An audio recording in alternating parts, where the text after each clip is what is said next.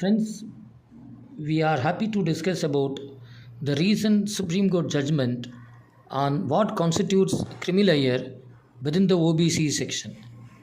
Till now, the income of the parent has been taken into account. If the income exceeds 8 lakhs, whatsoever may be the source, that person is deemed to become part of creamilayer. Land, whatever land it is, including agricultural land, has been taken into account to determine a person he belongs to creamilayer or not. Now all these things have been excluded. The parental income, even if it is exceeding 8 lakhs, if it is not accompanied by status like constitutional office or group 1 officer, then mere income alone or mere salary alone cannot be treated a person as creamilayer.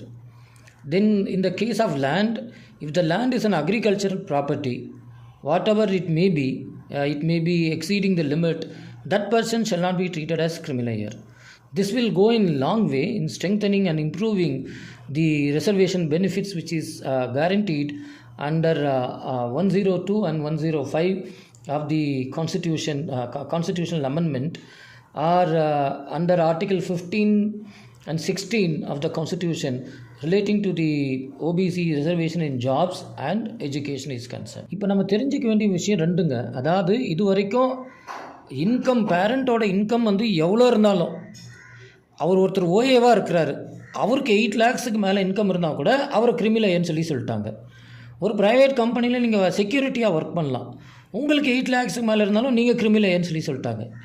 இப்போ supreme court என்ன சொல்கிறாங்களா, அதெல்லாம் கிடையாது, அவர் வந்து ஒரு group 1 ஆஃபீஸராக minimum இருக்கணும், இல்லை ஐஏஎஸ் ஐபிஎஸ்ஸாக இருந்து அவருக்கு 8 லேக்ஸுக்கு மேலே போனால் தான் இந்த க்ரைட்டீரியா வரும். ஒருவேளை இந்த ஸ்டேட்டஸ் மாத்திரம் இருந்து அவருக்கு 8 லேக்ஸுக்கு கீழே இருந்தால் அவரே கிரிமிலேயரில் வரமாட்டாருன்னு சொல்கிறாங்க. இது ரொம்ப முக்கியமான விஷயம். அதேமாதிரி லேண்டை பொறுத்த வரைக்கும் ஒருத்தருக்கு அக்ரிகல்ச்சர் லேண்ட் இருக்குதுன்னு வச்சுக்கோங்க, அப்போ அவர் வந்து கிரிமிலேயர்னு சொல்லக்கூடாதுன்னு சொல்கிறாங்க.